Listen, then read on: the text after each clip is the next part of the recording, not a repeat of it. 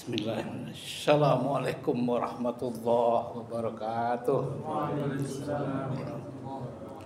Alhamdulillahirabbil alamin. Wassalatu wassalamu ala asrofil anbiya'i wal mursalin wa ala alihi wa sahbihi ajmain. A'udzu billahi minasy syaithanir rajim. Bismillahirrahmanirrahim.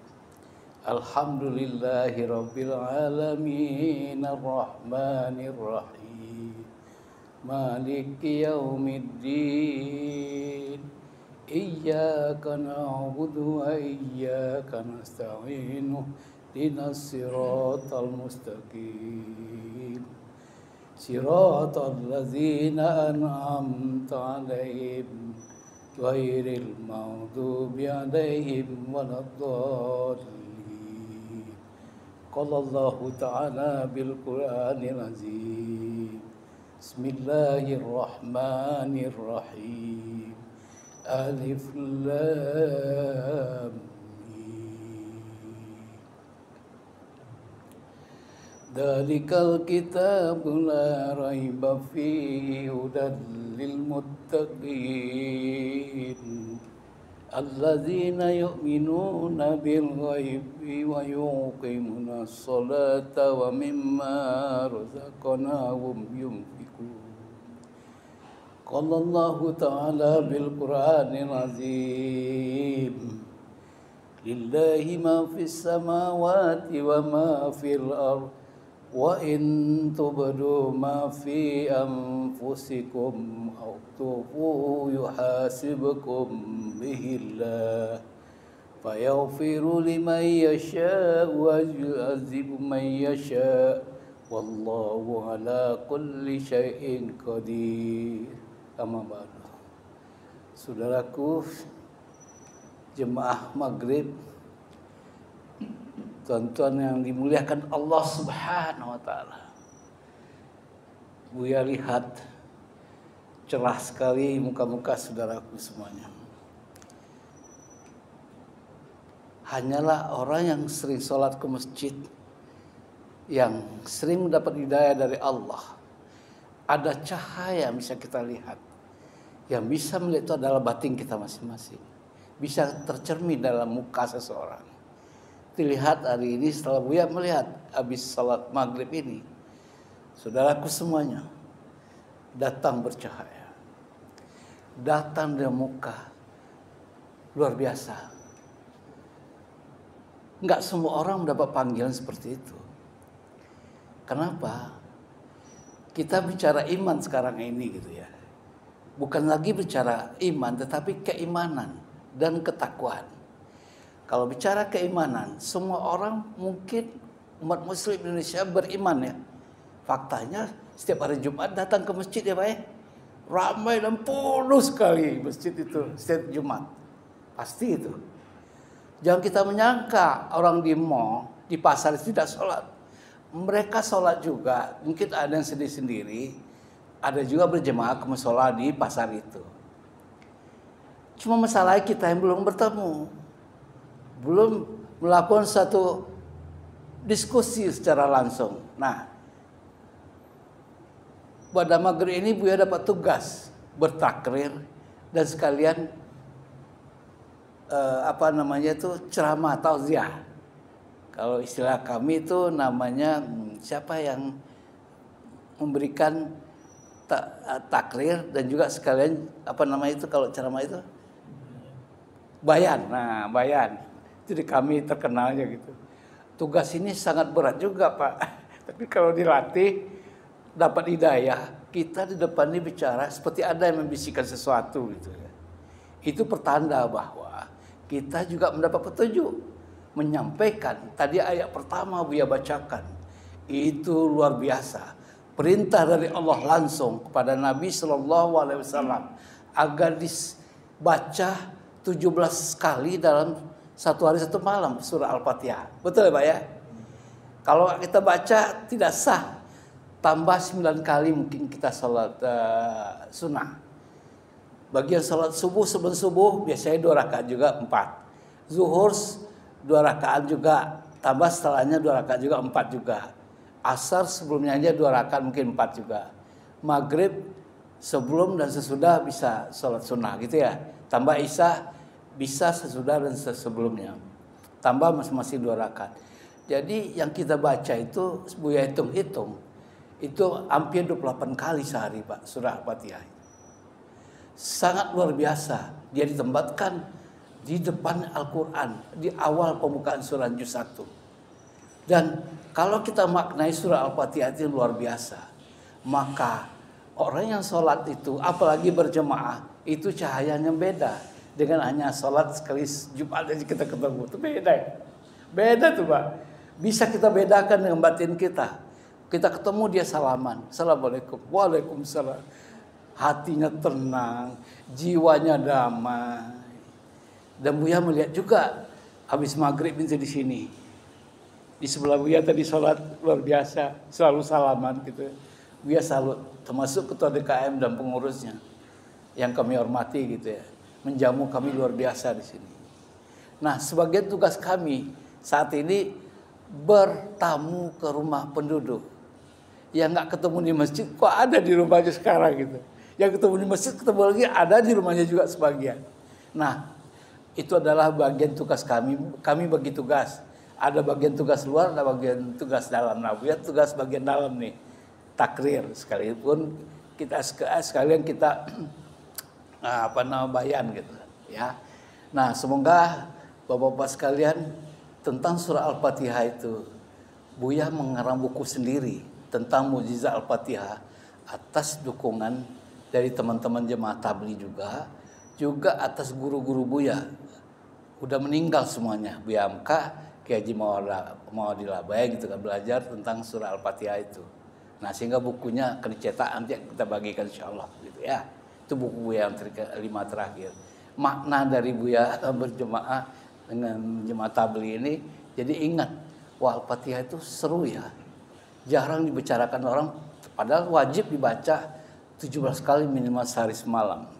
Nah, apalagi untuk berjuang di jalan Allah, berjuang cari rezeki, dapat jodoh, berjuang untuk jabatan. Al-Fatihah mantranya. Buya telah buktikan itu. Ribuan orang datang kepada Buya, minta didoakan. Pakai surat Al-Fatihah, surat Yasin aja cukup. Nah, yang kedua tadi Buya bacakan ya. Topiknya malam hari ini adalah dalam rangka menjaga keimanan. Iman maksudnya kita bicara iman dan ketakwaan kita. Orang yang beriman itu maka dia akan meyakini 6 rukun Islam ya. 6 rukun iman ya. Satu adalah percaya kepada Allah Subhanahu Tuhan kepada Allah Subhanahu wa taala gitu ya. Percaya kepada malaikat dan percaya Alkitabnya. Nah, Buya bacakan tadi orang beriman itu akan membaca Al-Quran. Nah, pertanyaannya, apakah semua di antara kita, termasuk yang di rumah sekarang, sudah membaca Al-Quran itu?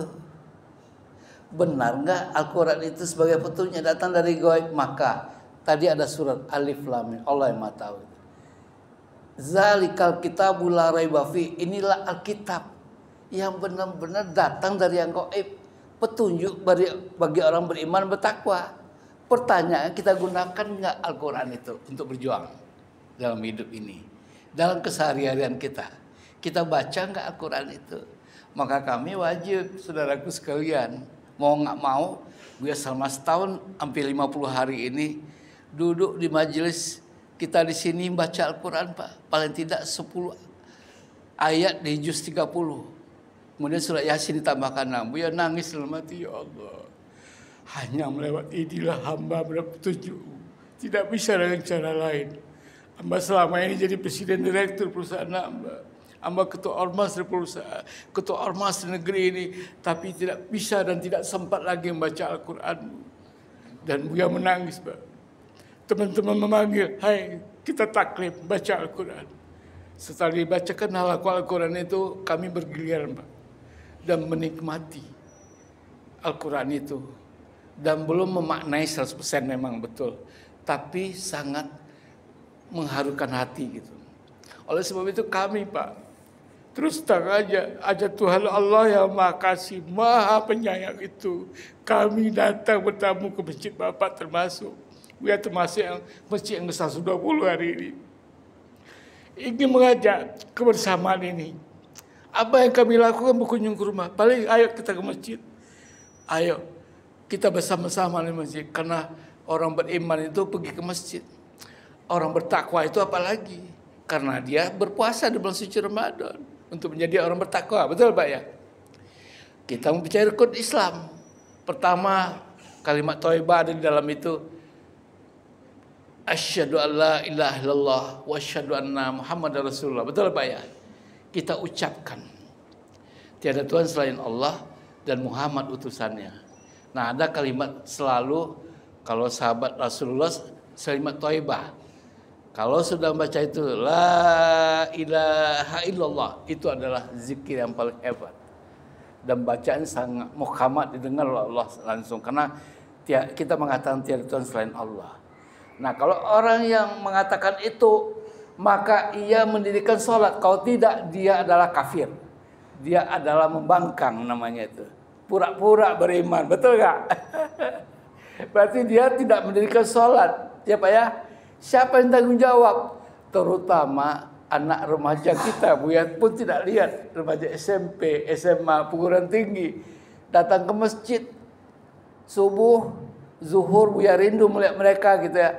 Asyar, maghrib, isya pun tak ada. Katanya sekolah. Mungkin Sabtu Minggu libur. Buya Sabtu Minggu tidak lihat juga. Lalu kemana? Siapa yang tanggung jawab Pak? Oleh sebab itu kami dengan rombongan ada yang dari Temboro 2 orang. Ahli Al-Quran. Tamat Pak gitu. Sengaja datang ke sini bersama Buya. Ingin menumpahkan perasaan sebenarnya. Keindahan bacaan Al-Quran itu. Begitu kita bisakan a'udzubillahi minasyaitonirrajim. Baru pembukaan aja kita udah bergetar ya Pak ya. Bismillahirrahmanirrahim. Kalau makhrajnya betul, intonasinya betul, fonetiknya betul, yang dimaksud adalah tajwidnya betul, maka kita yang mendengarkan juga akan bergetar Pak. Itu tanda-tanda orang beriman ya.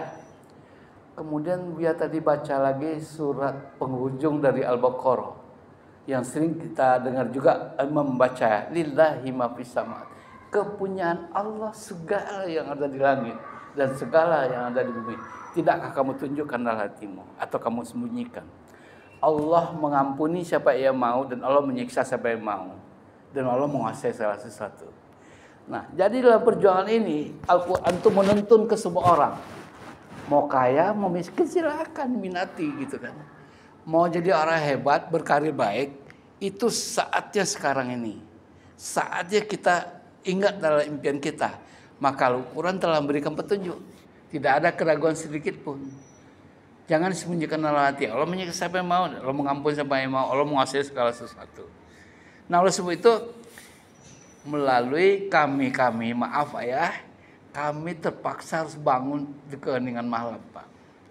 Karena ada tugas kami, kadang-kadang menanti subuh itu takut sama jemaah setempat gitu ya. Kami bangun dulu ada 5 menit sebelum azan diwajibkan duduk di sofa paling depan dulu ya. Itu udah bangun lah ceritanya gitu. Itu sebagian ada yang bangun 3:30 istiqosah atau zikir bersama, silakan gitu ya. Dari situlah komunikasi intensif kita lebih dalam kepada Allah Pak. Selain kita sholat 5 waktu, setiap orang sholat 5 waktu dan berdoa, itu kan Buya baca tadi itu. Ada seorang sahabat bertanya, wahai Rasul, kapan doa kita itu disambut oleh Allah? Ada Kak tulisan itu? Di sini ada ya? Bapak tahu kapan Allah tuh menjawab permohonan kita Pak? Ketika selesai sholat berjemaah 5 waktu sehari semalam. Betul ya Pak ya? Kalau tidak salah tulisan itu tuh. Ada situ. Maka indahnya bagi yang tahu. Masya Allah. Imamnya tadi bagus bacaannya. Doa juga bagus. Dan kita jadi kusuk. Buya pun bergetar gitu. Nah, ketika itulah Allah menjawab. Apa yang belum kita pinta. Apa yang akan kita pinta. Jadi kasih tahu istri di rumah. Anak-anak di rumah. Adik-adik di rumah nanti. bahwa sholat itu lebih utama kita lakukan. Karena itulah yang akan membawa dan mengamankan kita setelah mati nanti. Kita udah pasti Pak, pasti akan mati. Ya Pak ya, sudah ditunggu Pak. Di mana kuburan kita gitu. Dan apa yang akan kita lakukan kalau kita mati, betul ya? Buya nggak tega kalau judulnya mati Pak. Ceramah Buya hari ini. Buya nyinggung aja sedikit ya Pak ya. Kalau sudah mati Pak, nama kita sudah nggak ada, sudah dicoret. Itu maaf Pak, siapa namanya? Haji Mansur. Pak Haji Mansur. Nah, kemarin